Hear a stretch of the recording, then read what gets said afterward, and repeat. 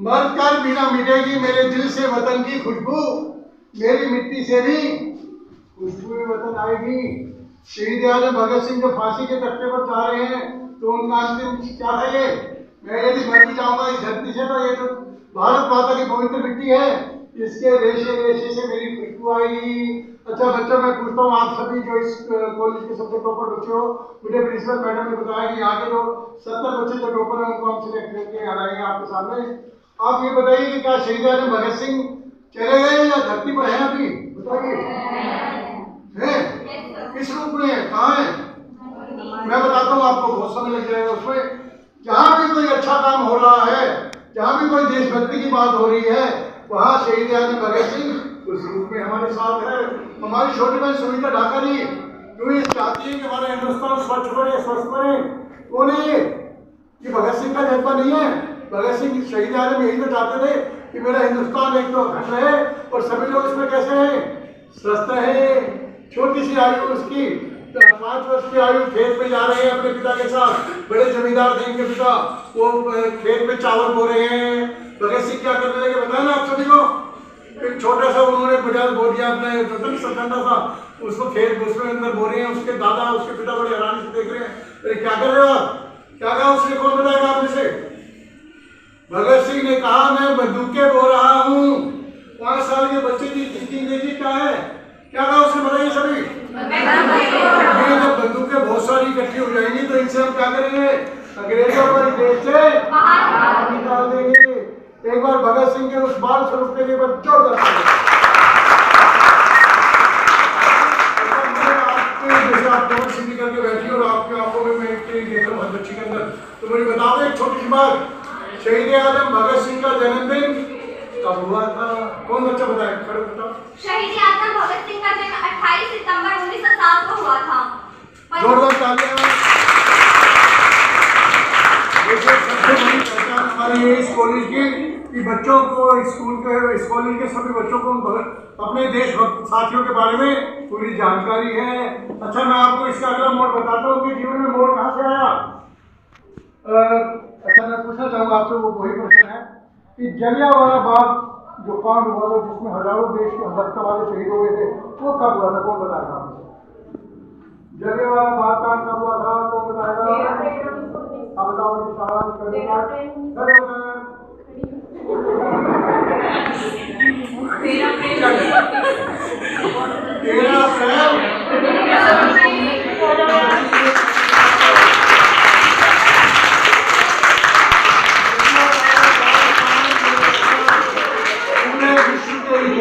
इससे बड़ा कोई क्रांति का दूसरा कोई प्रदर्शन हमारे सामने नहीं रहा। हमारे देश के बहुत से लोग हजारों की संख्या में इकट्ठे होकर शांतिपूर्वक प्रदर्शन करने के लिए आए हैं, अपनी बात रखने के लिए आए हैं कि हमें अंग्रेजों के ये कानून पसंद नहीं है। अंग्रेज जो कौन सा जंगल था जिनने उन पर जनरल डायर ने उनको हुक्म दिया, अपने जितने भी लोग थे वहां पर उनके नेतृत्व पसंद थे, पर उसी के अंदर पूरी उनकी एक आवाज कहती, सैकड़ों लोग, हजारों लोग उसी समय मौत के घाट। शहीद आजम भगत सिंह की आयु मात्र 11 वर्ष थी। उनको पता लगा इस तरह का बहुत बदस कांड हुआ है, वो चले अपने गांव से 53 किलोमीटर था उनके वहां से दूरी, उसमें आप मान के चलो उस समय इतने साधन नहीं थे, लेकिन वो चलते चलते शाम को वहां पहुंचे जलियांवाला बाग में। क्या देखा उन्होंने? चारों तरफ से लहूलुहान शव पड़े हैं। कोई छोटा बच्चा है तो वो अपनी माँ के साथ क्यों पड़ा है और उसको उठाने वाला नहीं है, क्योंकि अंग्रेज सरकार की बर्बरता से सभी लोग करते थे। आप ये महसूस करें जो आज़ादी में बात तो समझिए, 7 लाख से अधिक लोग हैं जिन्होंने शहादत दी अपने हमारे देश की आज़ादी के लिए। अरे बहुत मुश्किल से मिली है ये, तो उसमें बहुत सी बेटियां थी हमारी, मैं आपको बताऊंगा इसके बाद में। उस समय भगत सिंह ने आंखों में आंसू, आंखों में लहू, क्या हुआ मेरे देशभक्ति में विश्वास, इन्होंने क्या अपराध किया था? इन्होंने तो अंग्रेजों से लड़ाई नहीं लड़ी, ये तो इकट्ठे होकर अपनी बात रखने के लिए आए थे। उन्होंने वहीं से जलियांवाला बाग की मिट्टी को एक शीशी में रखा और अपने घर में आकर जब पूजा करने की स्थानों पर वहां रख दिया और शपथ ली कि मुझे शपथ है भारत माँ की इस पवित्र माटी की, जब तक मैं अंग्रेजों को इस देश से बाहर नहीं निकाल दूंगा, जब तक मैं भारत माँ को आजाद नहीं करा दूंगा, मैं चैन की सांस नहीं लूंगा। अब मैंने बात आई थी बेटियों की, जिस समय हमारे जो लाला लाजपत राय को जब उन्होंने साइमन कमीशन गो बैक के बारे में बोला तो उन पर लाठीचार्ज हुआ, तो उसमें जो बात आई सैंडर्स को कौन मारेगा, आगे बढ़कर मीटिंग हुई है, 15-20 साथी बैठे हैं सोशलिस्ट रिपब्लिक पार्टी के, उसमें दुर्गावती थी, भगवती चंद्र वोहरा जो क्रांतिकारी थे, उनकी पत्नी धर्मपत्नी, उसने क्या कहा खड़े होकर, दुर्गावती ने, पता आपको, दुर्गावती ने खड़े होकर कहा कि मैं उसको पिस्टल से शूट करूंगी, इस दुराचारी पापी को। एक बार तालियां बजा दो। उसकी 4 पंक्तियां आपको समर्पित करता हूँ। जलियांवाला बागे देखो जहाँ चली थी गोलियां, ये मत पूछो किसने खेली यहाँ खून की होलियां, एक तरफ बंदूकें दंडन एक तरफ थी टोलियां, यहाँ लगा दी बहनों ने भी बाजी अपनी जान की, इस धरती पर तिलक करो ये धरती है। बहनों ने बहुत बाजी लगाई जान की, बहनों ने कहीं भी पीछे नहीं हटी। अरे मैं आज कोई अच्छा काम कर रहा हूँ, या हमारी बहन सुमिता जी या कुछ अच्छा हरीश्वर जी अच्छा काम कर रहे हैं, इसके पीछे किसकी शक्ति है? हमारा परिवार हमारे साथ है, वो कहते हैं कि आप ये काम करो, हम आपकी मदद करेंगे। उसके बाद क्या हुआ, हमने शहीद आजम भगत सिंह के जीवन में जो सबसे प्रमुख घटना आती है, उन्होंने देखा कि इस तरह छोटे मोटे 1-2 लोगों को मारने से बात नहीं बनेगी।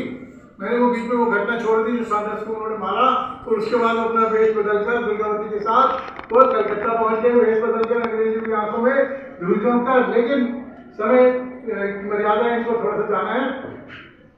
मैं आपको ये बताना चाहूंगा, जब उन्होंने देखा कि मुझे अब एक ऐसा प्लेटफॉर्म चाहिए जहां पर मैं अपनी बात खुलेआम ऐसी जो एक संस्था की ओर से कर सकूं जहां लाखों लोग पूरे विश्व में मेरी बात को सुने, उन्होंने क्या किया, उन्होंने असेंबली में जाकर अपने साथी बटुकेश्वर दत्त के साथ एक बिना धमाका था, धुआं था उसमें, लेकिन वो बम किसी को हानि पहुंचाने वाला नहीं था, उन्होंने जाकर बम फेंका, उसके बाद धुआं ही धुआं हो गया। वो चाहते थे वहां से दौड़कर भाग भी सकते थे, लेकिन उनकी प्लानिंग भागने की नहीं थी, वो वहां पर खड़े रहे। जब पूरा धुआं 1 घंटे बाद हट गया, डरते डरते वहां के गार्ड आए, उन्हें पकड़े, उन्हें पता था भगत सिंह जो है बड़े खतरनाक निशानेबाज भी हैं, उनको पकड़ा। उसके बाद उन पर मुकदमा चलाया गया, जैसे कि आप सभी को पता है, उनको फांसी की सजा हुई। बहुत से लोगों ने कहा कि भगत सिंह जी आप जिंदा रहेंगे तो हमारा देश और हमारी शहादत के लिए, शहीदों के लिए लोग हम प्रयास कर पाएंगे।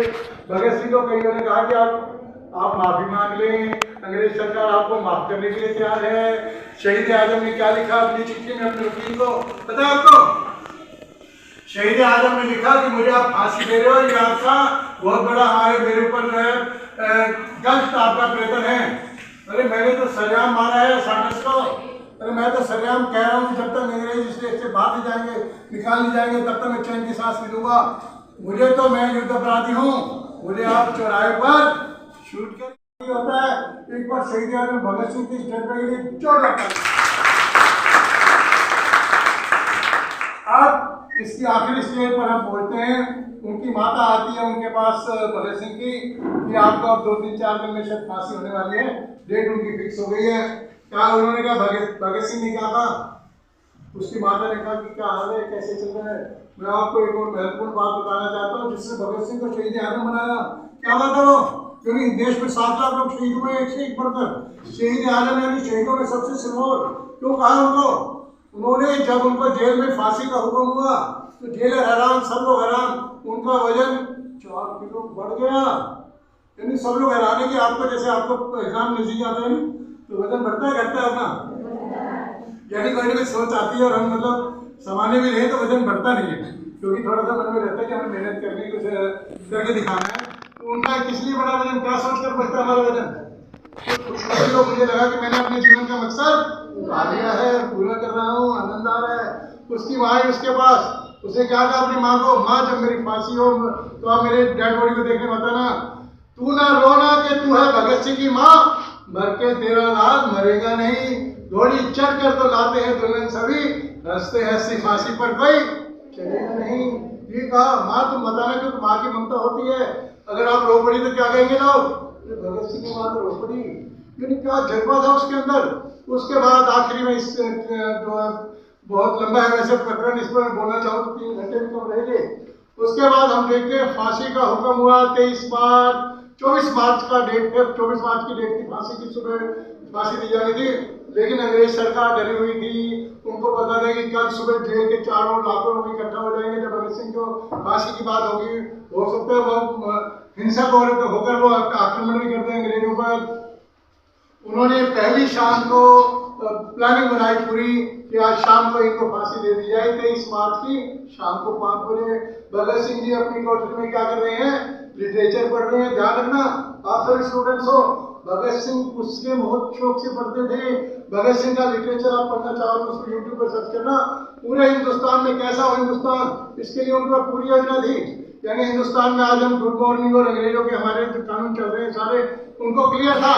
हमें आजाद वो हिंदुस्तान चाहिए जिसमें हिंदुस्तान की परंपरा चलेगी, अंग्रेजों का कोई कानून या अंग्रेजों के बारे में कोई बातचीत नहीं चलेगी। यानी उनके पास बिल्कुल क्लियर था, बहुत विद्वान थे वो इस बारे में। फांसी का हुक्म हुआ, शाम को 5 बजे जेलर आए चरण सिंह जी उनके पास, बोले जी आपकी फांसी अभी होने वाली है। भगत सिंह मुस्कुराते रहे, बोले मैं एक स्टालिन नाम से क्रांतिकारी हैं उनकी मैं बुक पढ़ रहा हूँ, 5 मिनट में बात करता हूँ। तो बिल्कुल है पुस्तक के 2 पन्ने पढ़े, आराम से रखा, बोला हाँ जी बोलो क्या बात है, बोले जी फांसी, बोला जी मैं तो तैयार हूँ।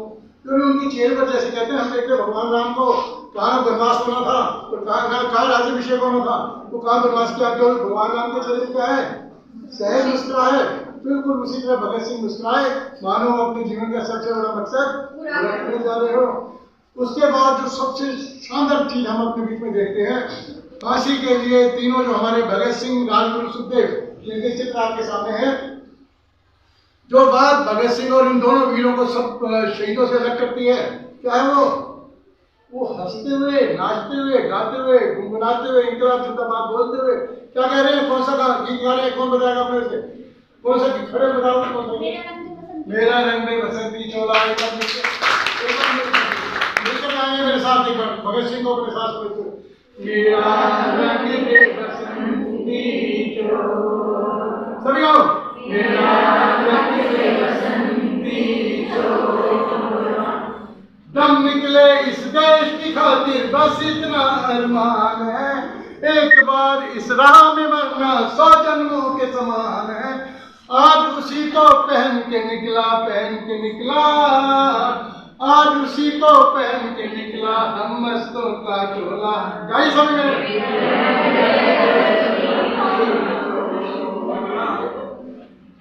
भगत सिंह फांसी के तख्ते पर चढ़ गए हैं, तीनों दोनों साथी उनके दाएं बाएं हैं, बीच में शहीद आजम है। उन्होंने जो जलाल होता है उसने कहा जी काला टोपा डाल दो अपने ऊपर, बोले नहीं डालूंगा, बहुत को तो मैं गले लगाने आया हूँ, मैं तो कभी से इसका इंतजार करता था, पूरे विश्व में पहला एक मौका जिसमें बिना काले टोपे के उन्होंने अपनी फांसी के उसको बंदे को गले में डाल दिया। हंसते हंसते झूल गए, अंग्रेज सरकार की हिम्मत नहीं हुई, 1 घंटा तक उनके डेड बॉडी लटके रहे, उनको उससे उनके बॉडी से भी भय लगता था कि पता नहीं भगत सिंह में जगह बहुत है ना, कहीं भी खड़ा हो गई हमें मारने न लग गए। 1 घंटे बाद उन्होंने उसको जो वहां से उतारा, उसके बाद जो हुआ हम सब देख रहे हैं। आज के इस कार्यक्रम का भाव मेरे साथ किया है प्यारी बेटियों, जब मैंने शुरू में आपको दिव्या कमर की बात बताई, 8 बाई 8 की कमरे में रहती है, यूपीएससी में वो टॉपर है। अच्छा तनिष्का के बारे में किसने सुना है, महेंद्रगढ़ की हमारी प्यारी बेटी तनिष्का नीट में टॉप, पूरा ऑल इंडिया नंबर 1 रही, कोई साधन नहीं, घर पर वो बिल्कुल समाने, यानी वो किस तरह टॉप आई, आप में से कौन बता सकता है कि हम कब टॉप आते हैं, खड़े होकर कौन बता रहे, खड़े होकर बताओ सर, जब हमारे अंदर लगन हो, जहाँ चाहे बाहर आए।